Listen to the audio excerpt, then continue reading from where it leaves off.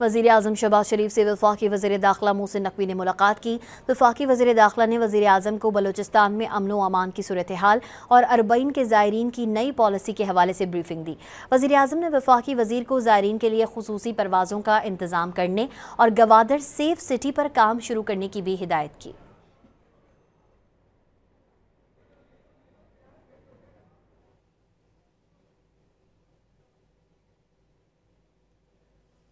वज़ीर आज़म शहबाज शरीफ से वफाकी वज़ीर दाखिला मोहसिन नकवी ने मुलाकात की।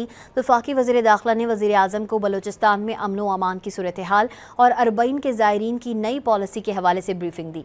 वज़ीर आज़म ने वफाकी वज़ीर को ज़ायरीन के लिए खुसूसी परवाज़ों का इंतज़ाम करने और गवादर सेफ सिटी पर काम शुरू करने की भी हिदायत की।